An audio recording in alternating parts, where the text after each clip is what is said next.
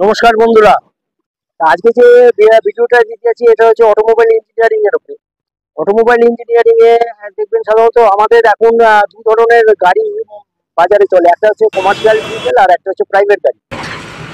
Commercial vehicle গুলো সাধারণত আপনার পণ্য পরিবহনের কাজে, আর প্রাইভেট গুলো সাধারণত ব্যক্তিগত কাজের জন্য ব্যবহার হয়। এই হিসাবে সাধারণত ট্যাক্সেরও হিসাব হয় প্রাইভেট এবং কমার্শিয়াল।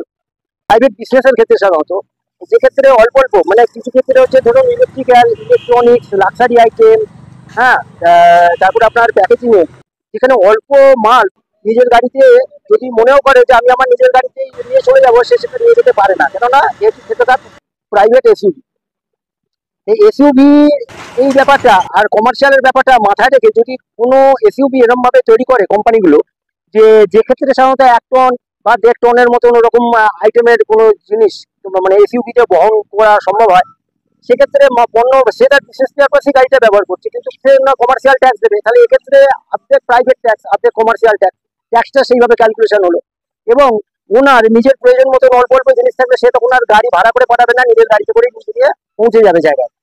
এই ধরনের চিন্তা ভাবনা মাথায় রেখে যদি গাড়ি কোম্পানিগুলো ধরুন এসইউভিটা তৈরি করে, গাড়িটা দেখতে হবে পুরো এসইউভির মতো, কিন্তু সেখানে বদল আসবে শুধু সিটের জায়গাটা চ্যানেল সিস্টেম করলো, যখন সে নর্মালি প্যাসেঞ্জ মানে ব্যক্তিগত কাজে ব্যবহার করবে, বসার জন্য সিট হিসেবে ব্যবহার করবে, তখন যেমন নর্মাল গাড়ি তেমন।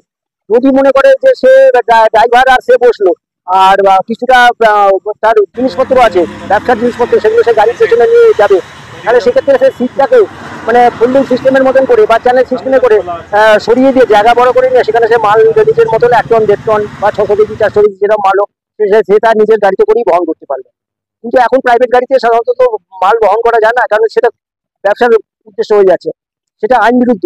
যদি কোম্পানিগুলো এরকম ধরনের গাড়ি ব্যবহার করে এবং ট্যাক্সটাও সেই অনুপাতে বেশি হবে, প্রাইভেট গাড়ি থেকে ট্যাক্সটা বেশি হবে, কেননা যেহেতু সেটা সময় বিশেষে কমার্শিয়াল পারপাসেই দিতে হবে, কিন্তু গাড়িটা দেখতে হবে পুরো এসইউভির মতন, লাক্সারি গাড়ি এখনকার মতন যেরকম গাড়ি প্রাইস আছে প্রাইভেট গাড়িগুলো সেরকমই দেখতে সুন্দর হবে, সেরকমই সব কিছু হবে, কিন্তু পণ্য পরিবহনও করা যাবে অল্প বিস্তর নিজের প্রয়োজন অনুযায়ী, নিজের ব্যবসা অনুযায়ী। ভাবনা চিন্তা করে দেবেন এখানেও, তাহলে সেক্ষেত্রে অটোমোবাইল ইঞ্জিনিয়ারিং এও কিছুটা পরিবর্তন আসবে, তাদের ইন্টেরিয়রের ভেতর পোর্শনগুলোকে কারেকশন করতে হবে। আর এদিকে আইনগত ব্যাপারও একটা জড়িয়ে যাচ্ছে, যেহেতু কমার্শিয়াল ট্যাক্স আর প্রাইভেট ট্যাক্স দুটো মার্জ হয়ে যাচ্ছে এখানে। এগুলোকে নিয়ে ভাবনা চিন্তা করে দেখবেন, যদি এরকম হয় তাহলে আমার মনে হয় তাহলে এই ধরনের গাড়ি চাহিদাও বাড়বে এবং বহু মানুষ বা বহু ব্যবসাদার নিজের প্রয়োজনে ওই ধরনের গাড়িগুলো ব্যবহার করবে বা নেবে। ভাবনা চিন্তা করে দেখবেন। ভিডিও যদি ভালো লাগে লাইক সাবস্ক্রাইব করে দেবেন। নমস্কার।